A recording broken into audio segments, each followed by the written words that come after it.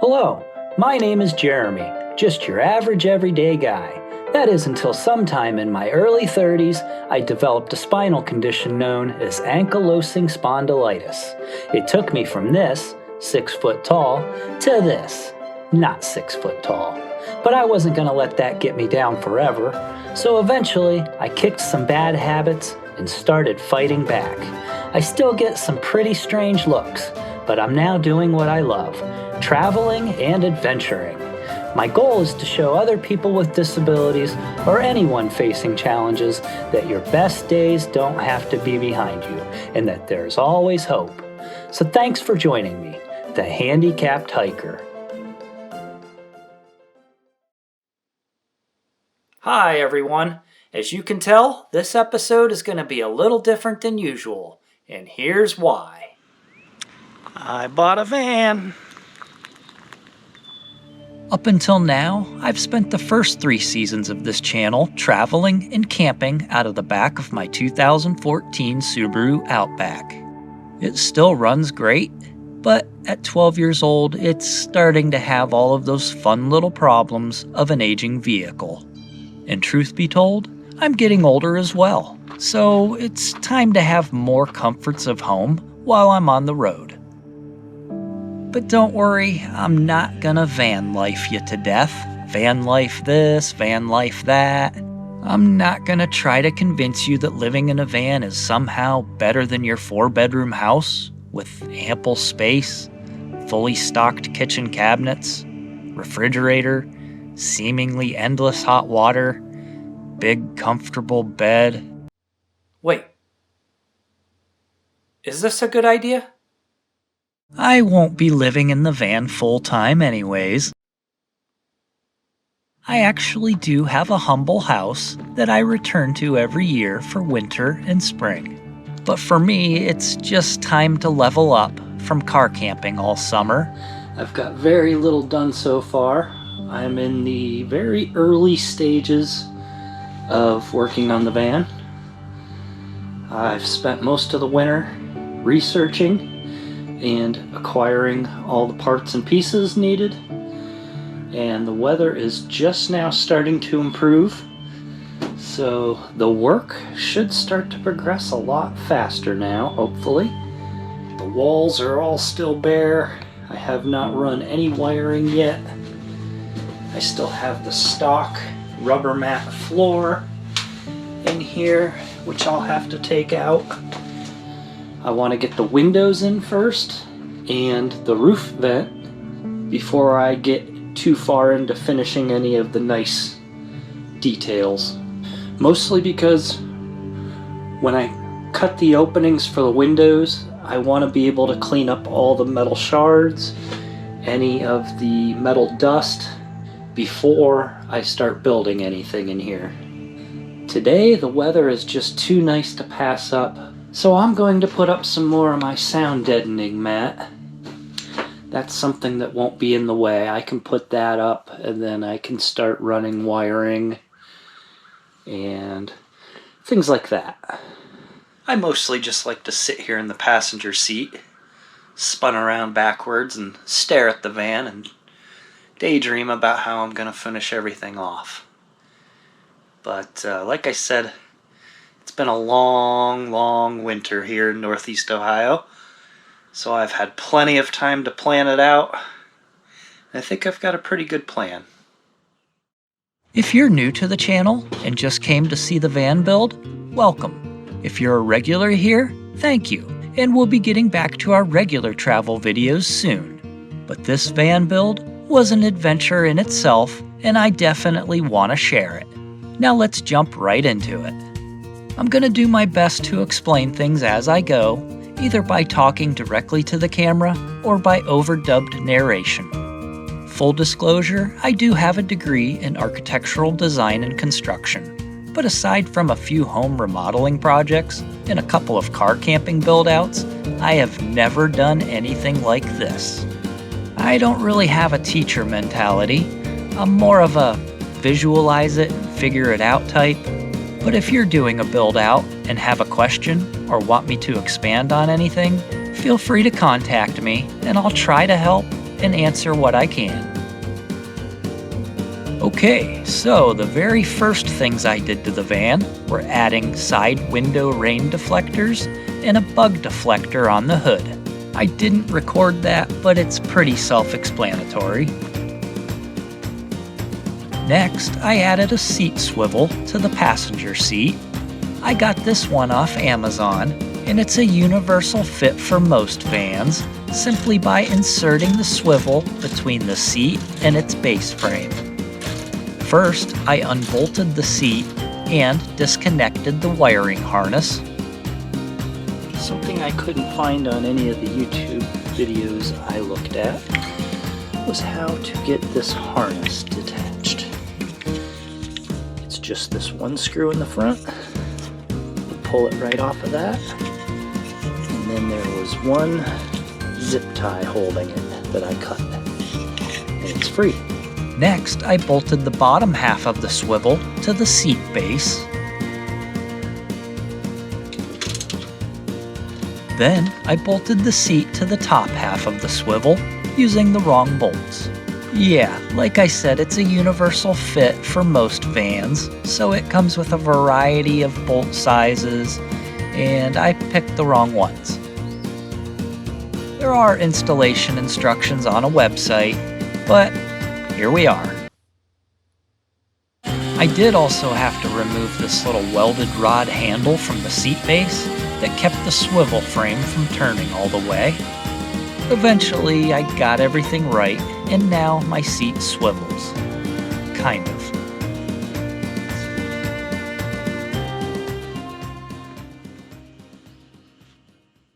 I got my water tanks from Northwest Conversions.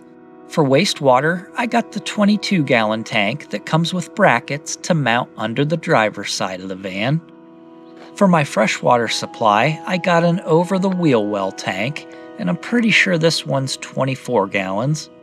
And I want to fill the tank and draw from the tank at the top only. I don't want any openings below the water level, so all of these side drain openings that come standard in the tank are going to be sealed up and plugged at a later time. For now, all I'm doing is adding a boat hatch inspection cover that I'll use to easily fill the tank when needed.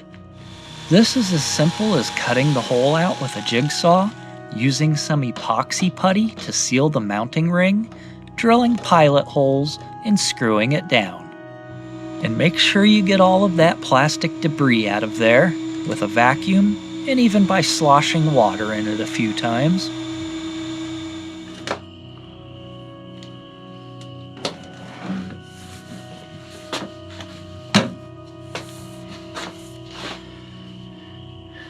Okay. Portable air conditioner, custom cushions for my bench seats, sink, stove. Let's see, we got solar panel, cabinet, more cabinets here. Over here we got faucets, miscellaneous hardware, screws, caulking,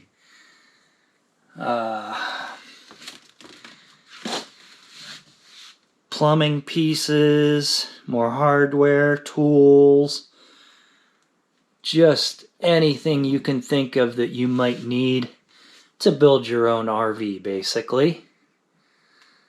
Water pump, adhesives, fuses, electrical connectors, hose, distribution boxes, lights. Let's see, over here we've got toilet, refrigerator, bathtub, there's water heater, solar power system, all the electrical components, stains, paints, caulking, adhesive, more cabinets. I've just got stuff everywhere. And yeah, it's been driving me nuts having this stuff in the house, but Got nowhere else to put it right now. By no means am I an expert. I've never done this before. I've watched a lot of YouTube videos of other people converting vans, but I kind of prefer not to follow anybody else's designs. I came up with my own layout. I'm going to kind of do my own thing. I did watch a lot of other people's conversions, like I said, just to find out if there was anything that I absolutely need to know before I get started. But for the most part, I'm going to kind of wing it the way I think things should be done. So yeah, having all this stuff in my house is driving me crazy. But we're finally getting some warm weather here, so I'll be moving things out to the workshop and getting things put in the van as quickly as I can. But I still got a lot of video editing to do, a lot of trip planning for the upcoming trip. So I've got a lot to do in the next couple of months. The good news is, my buddy Dave will be here tomorrow to help me install the windows. The bad news is, that means I've got a long evening ahead building the mounting frames, and an early morning cutting giant holes in a brand new vehicle. Can you tell that I'm not married? My wife would be searching for that lid for years.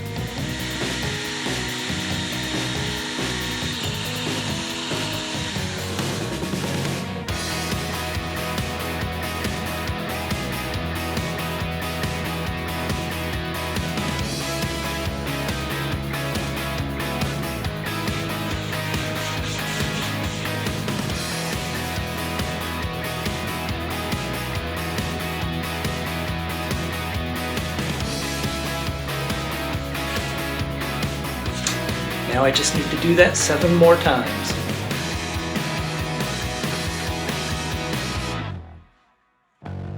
Cabinet grade or marine grade plywood costs a good bit more than economy grade, but it's definitely worth every penny considering its strength and resistance to bending or warping. This leads me to my first must-do tip if you're tackling a project like this. Always use marine grade material when possible. If it's good enough for a boat, it's good for an RV. Marine grade materials, fixtures, appliances, wiring, adhesives, fasteners, etc. are made to resist moisture and excessive vibration. You'd be shocked at how much damage common road vibration can cause.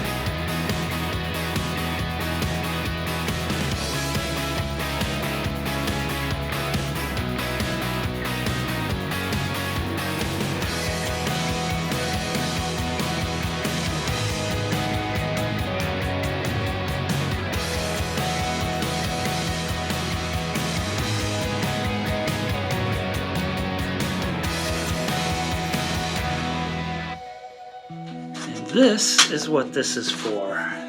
These windows compress in an RV. There's an 1.5 inches between the outer flange and the inner flange. When this gets screwed together, it clamps onto the RV wall, which is usually an 1.5 inches thick. In the van, we don't have that. We just have sheet metal.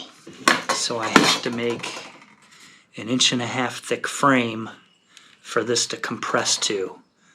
So it'll compress and hold in the openings in the van wall. This is my window.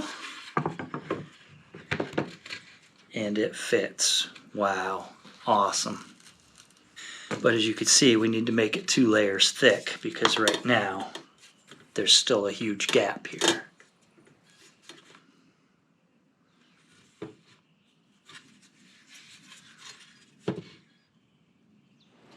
Alright, I've now got the sound deadening mat put in as much as I can. I believe I read it's about 50% coverage will significantly reduce the vibration. So I've got small patches of it wherever there's a large area of steel. And when I purchased this stuff, I went by square footage of the wall space and the ceiling space, and I bought 3 boxes. And then later on I found out that you're not supposed to cover the entire surface. So I ended up only using 1 box. I guess I'll either sell the other 2 or hold on to them in case I ever do another build. The interior van walls are stamped for windows, whether the factory puts them in or not. It's pretty easy to see where the cutouts need to be, so trace a line if needed, then drill enough holes to transfer your cut line to the exterior. It would be best to have someone follow your saw cut with a vacuum hose, but I'm just taping up old towels below my cut areas to help catch most of the metal dust and shavings. Once your holes are cut, and after another good vacuuming, you'll want to prime the edges of the bare steel along your cut. The installation kit for my windows came with a rubber gasket to cover the cut edge. Your installation kit will come with an adhesive primer that you'll want to apply both to the van wall and the window. Then, it's as simple as running a bead of adhesive caulking around the opening, avoiding any gaps. And finally, press the window into place, hold it for a few seconds, and tape it off to prevent it from sagging.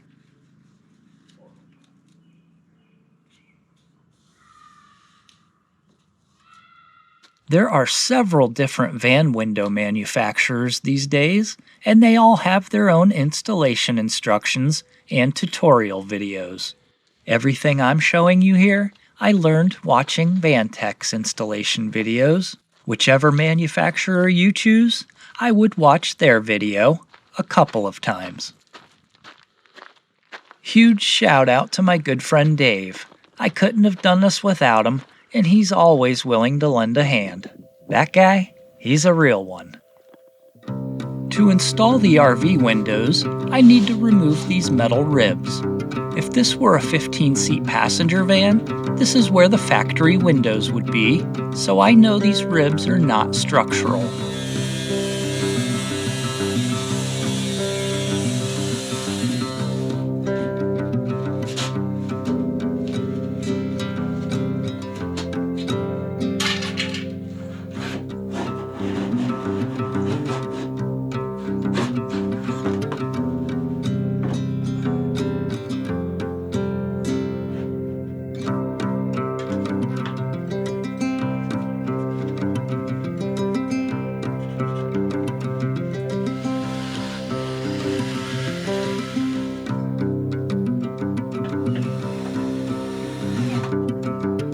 It was a real pain in the butt, but I got all these reinforcing ribs glued and screwed in to strengthen the roof.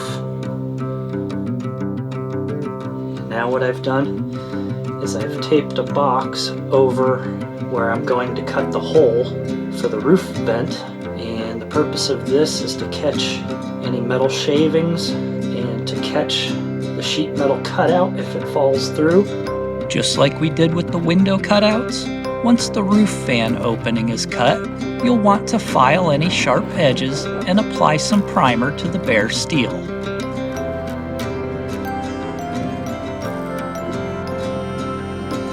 Next, I clamped one of the wood frames that I built to the underside of the roof with a line of adhesive and a line of sealant. Back on top of the van, I glued down this mounting adapter that I got from DIY Van and clamped it to the interior wood frame. Now, with a couple lines of sealant, I'm ready to install the roof fan base. Even though I'm using self-tapping screws, I always pre-drill with a slightly smaller bit. You'll want to use stainless screws and bolts everywhere possible. And another must-do tip that I learned, buy double the amount of screws you think you'll need. Go for the big box. Go for 2 big boxes. Trust me, it'll save you a couple of trips. And the same goes for any adhesive caulkings or spray adhesives. Don't just buy a can or 2, buy a case. Here, I had to switch to longer screws because they really need to bite into that interior wood frame and squeeze everything together nice and tight. There we go. And finally, it's time to mount the fan with the supplied fasteners.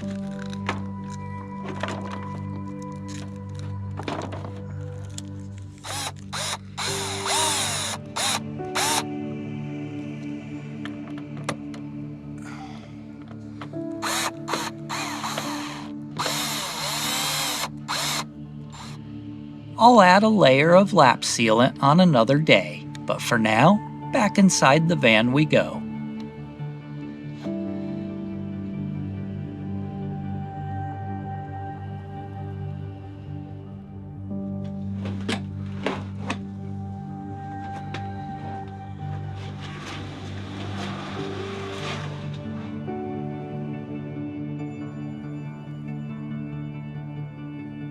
Okay, so today I'm starting on the floor of the van. As you can see, the factory floor has these ribs. Now I've got this rubberized foam. It's called mini cell, and it is the thickness of the height of these ribs. So I should be able to cut strips of that rubber foam and glue it down to the lower part of the sheet metal between these ribs to provide an even flat surface across here. And then on top of that is going to go a 1/2 inch XPS insulation board, and then on top of that will be my 3/4 inch plywood subfloor. Okay, so the next thing I'm going to do is cut my mini cell foam strips to fit between these raised ribs, and I'm going to glue that down with the 3M 90 adhesive, the foam to the metal. And then when we do the XPS foam board down to that, it's a different type of adhesive. You have to be very careful about which adhesive you use with which materials. They are not all compatible. Some of them will eat right through your foam. So I'll show you along the way which ones to use.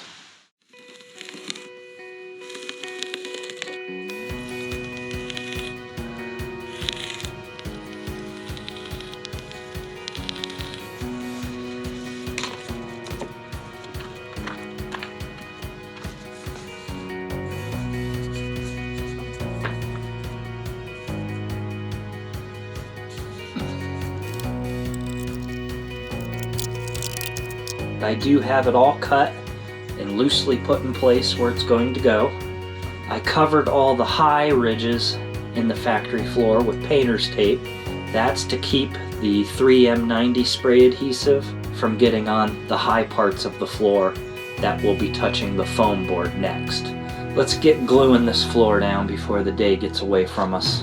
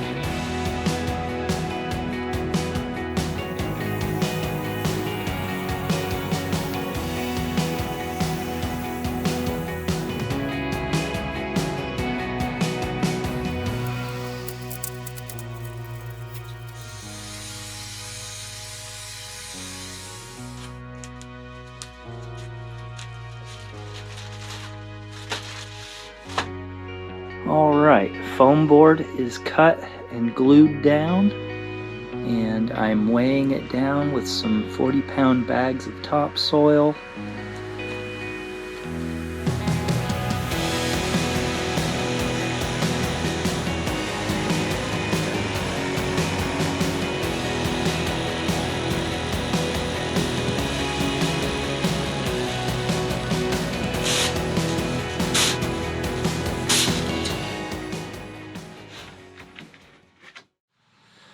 Well, I knew the rain was coming tomorrow.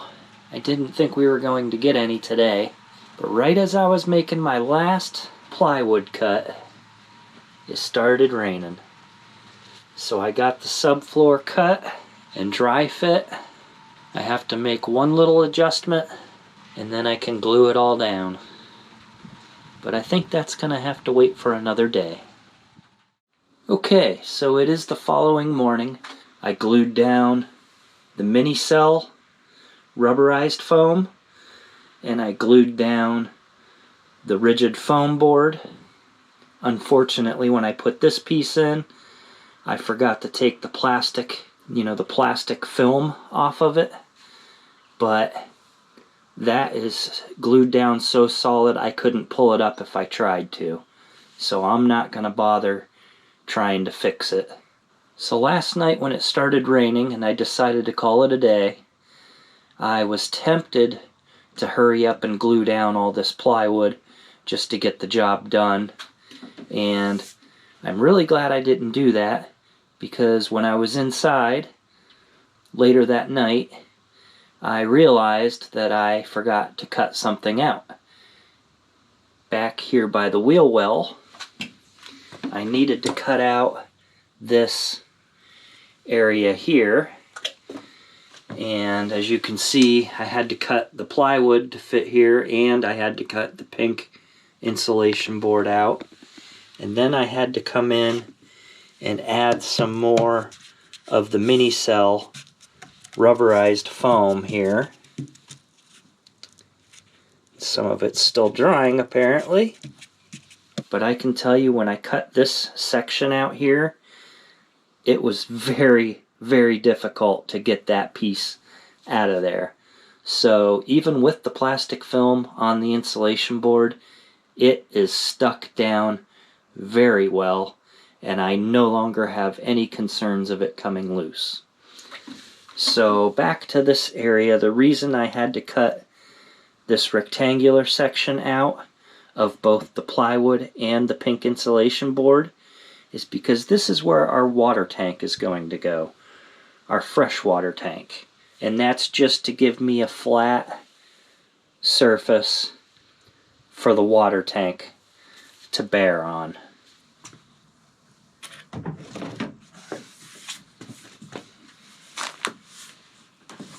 Our freshwater wheel well tank fits right pretty snug into that notch that I cut out of the foam board.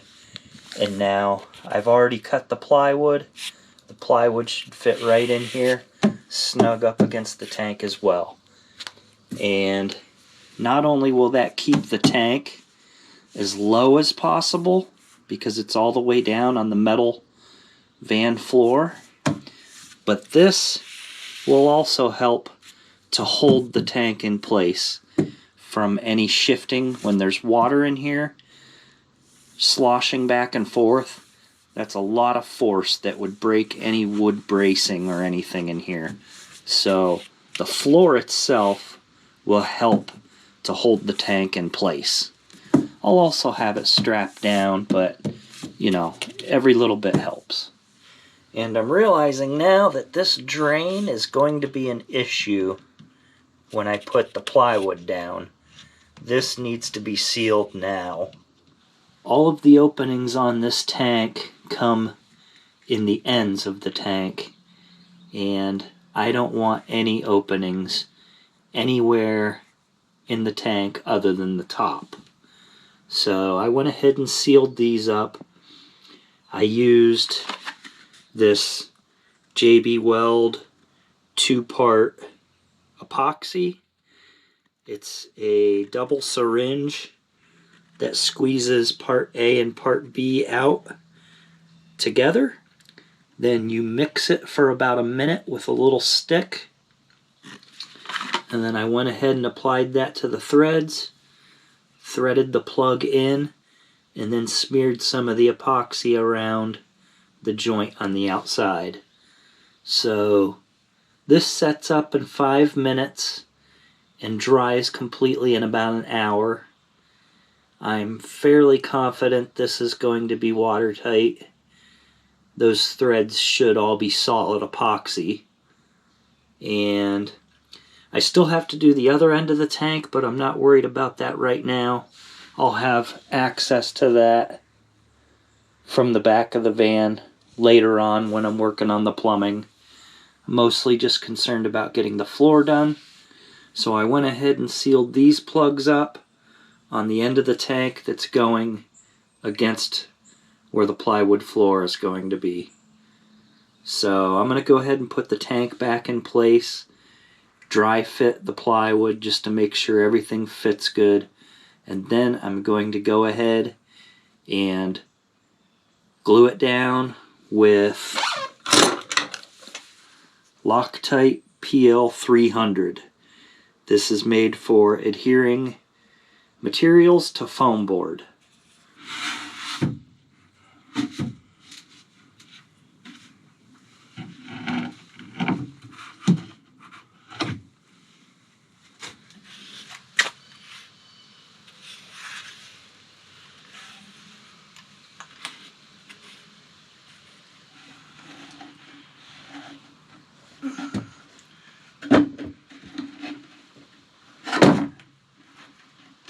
Okay, subfloor is in, all glued down.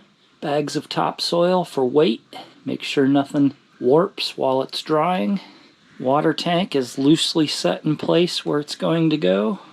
I did have a little issue where the seam is between the two sheets of plywood, where one is slightly higher than the other by maybe a 32nd of an inch or a little more, almost a 16th maybe.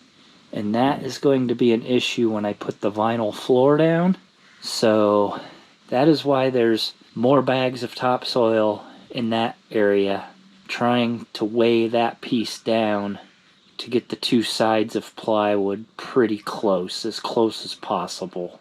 And then I'm just going to have to go and do some sanding and try to get it as close as I can. And this is probably a good place to wrap up this episode. We'll jump right back in here next time. Thanks for watching, and we'll see you soon. If you enjoyed this video, ever so gently click that like button. Also comment, share, and make sure you're subscribed for free. Thank you for watching.